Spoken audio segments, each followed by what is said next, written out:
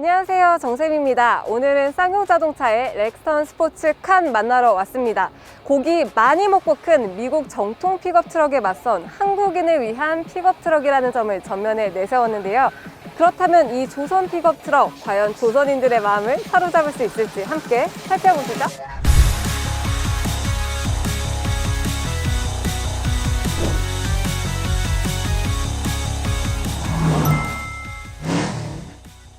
네, 렉스턴 스포츠카는 쉽게 보면 오픈형 렉스턴이라고 보시면 될 것 같아요. SUV인 렉스턴을 뼈대로 삼고 그 위에 트렁크가 아니라 오픈형 적재 공간인 데크를 얹은 건데요.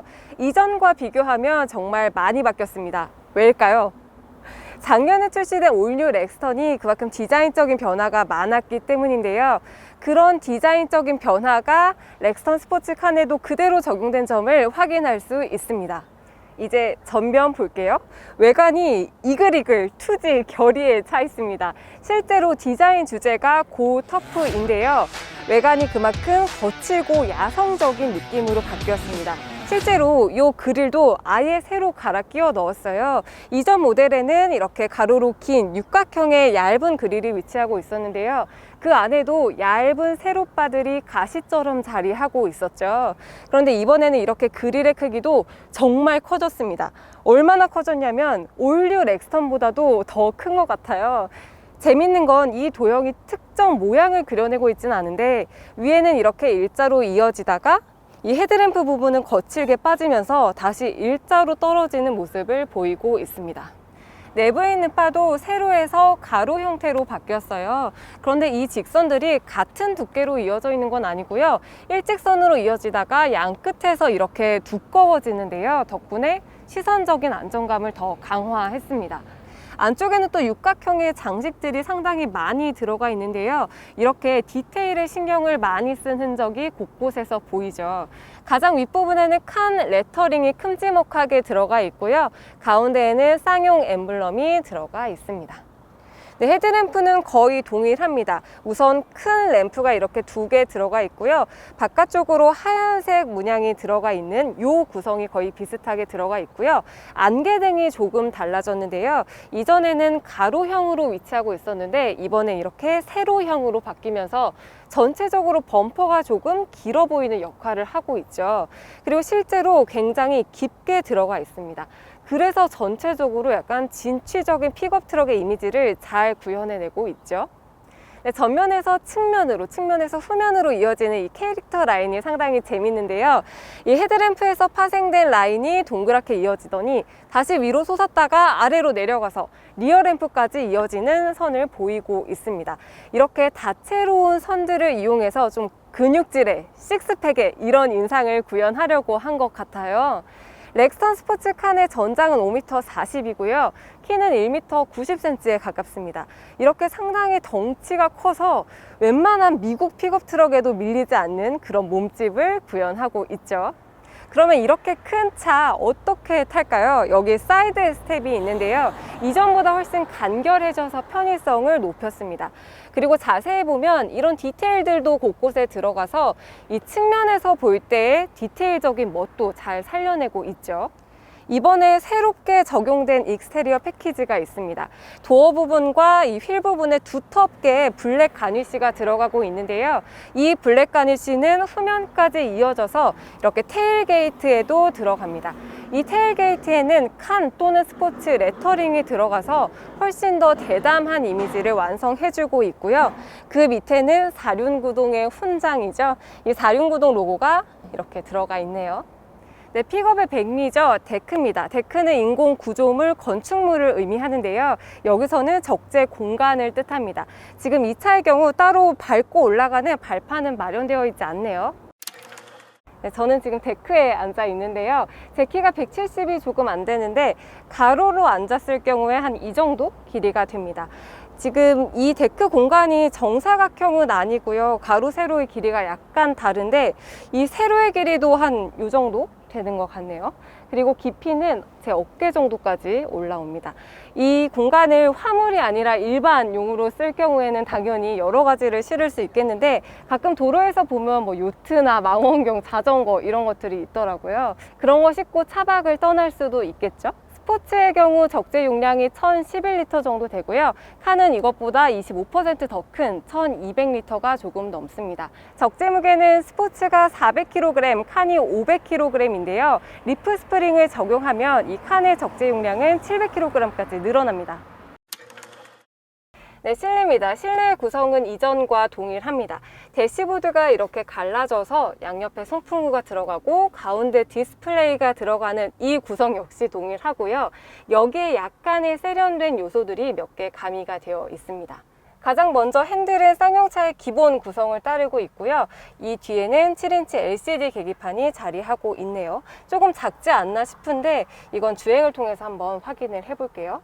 그 옆에는 9.2인치 디스플레이가 들어갑니다. 이 디스플레이에는 애플 카플레이와 안드로이드 미러링 서비스가 지원이 되고요. 와이파이를 연결해서 안드로이드 애플리케이션을 양방향으로 사용할 수 있는 기능까지 지원이 된다고 하네요. 그 밑에 있는 장치들은 모두 물리 버튼이고요. 역시 물리 버튼으로 자리하고 있네요. 근데 이렇게 글로시 소재들이 곳곳에 많이 들어가서 이전보다 좀 확실히 투박함을 걷어내고 세련된 요소들을 많이 사용하려고 하는 흔적들이 보입니다. 그리고 1열에는 통풍과 열선 시트가 모두 들어가서요. 운전석과 조수석 따로 조정을 할 수 있고요.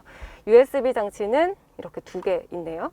그리고 여기에는 무선으로 충전을 할 수 있는 거치대가 있습니다. 컵홀더 앞에는 이 구동 방식을 조작하는 장치가 있어서요. 2하이, 4하이, 4로우를 조절할 수 있습니다.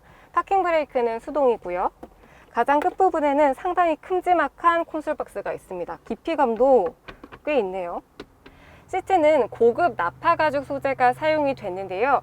부위별로 경도를 조금씩 다르게 한 3경도 쿠션이 들어가서 안락함을 높였습니다. 내장 색상에는 블랙과 브라운이 있는데 저희의 시승 차량에는 블랙이 적용됐습니다. 네, 2열입니다. 우선 2열의 공간성부터 볼까요? 머릿 공간은 주먹이 한 1개 반 정도 들어가는 공간이고요. 무릎 공간은 좀 적습니다. 한 주먹이 2개가 겨우 들어가네요. 그리고 1열 밑에 발을 넣을 수 있는 공간도 마련이 되어 있고 이 가운데 부분의 턱은 그렇게 높지 않아서 가운데에도 사람이 앉을 수 있게 장치가 되어 있네요. 2열의 공조 장치는 이 송풍구 정도가 있고요. 1열에는 열선과 통풍이 들어가는데 2열에서는 열선만 선택을 할 수 있습니다. 암레스트는 생각보다 작아요. 그래서 컵홀더 이렇게 2개를 놓을 수 있는 장치만 마련되어 있고요. 1열과 마찬가지로 타고 내릴 때 쓸 수 있도록 여기 그립 핸들이 있습니다. 이 차는 오프로드 차이기 때문에 밖에서 먼지나 흙이 묻을 수 있잖아요. 그래서 그런 옷과 신발을 놓을 수 있는 이 언더 트레이도 마련이 되어 있어요. 이전에는 옵션 사양이었는데 이번 렉스턴 스포츠칸부터는 이렇게 기본으로 들어가 있습니다. 이 공간이 상당히 유용하겠죠. 네, 이 차에는 직렬 4기통 2.2 디젤 엔진에 아이신 6단 자동 변속기가 조합이 되는데요. 그 결과 최고 출력 180마력, 최대 토크 42.8의 힘을 발휘합니다. 복합 연비는 10.0 정도 된다고 하네요. 네, 외장 색상은 총 8가지입니다. 화이트와 블랙, 그레이, 블루, 레드 해서 총 6가지가 있고요. 여기에 아마조니아 그린, 갤럭시스 그레이 이렇게 2가지가 추가가 됐는데요. 바로 이 색깔이 아마조니아 그린입니다. 실제로 보면 약간 매트한 그린 색깔에 가깝고 국방색을 표방했다고 하네요. 오늘 현장에서 한 4가지 정도 색깔을 봤는데 저는 이 색깔이 이 렉스턴 스포츠칸의 어떤 캐릭터를 가장 잘 살린 것 같아요. 근데 실제로 계약 대수에서는 블랙이 가장 인기가 많았다고 합니다.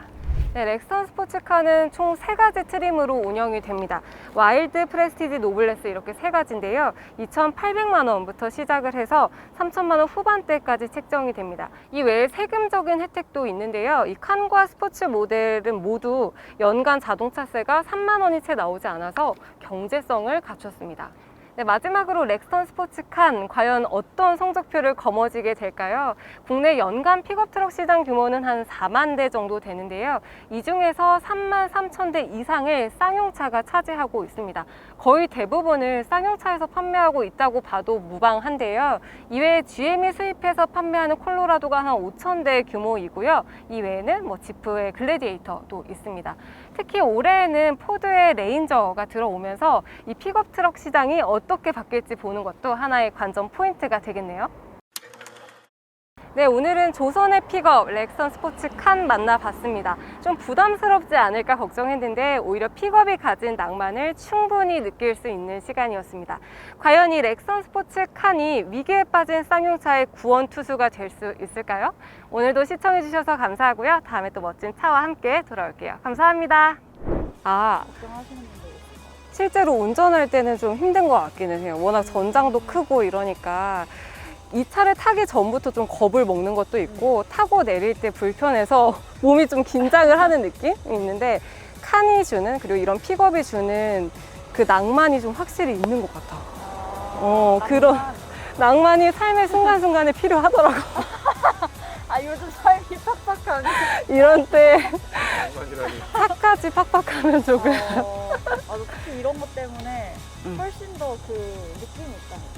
이걸 타고 어디로 가고 싶구나. 타자마자 그렇게 느끼지 않아요? 일탈. 일탈의 차죠.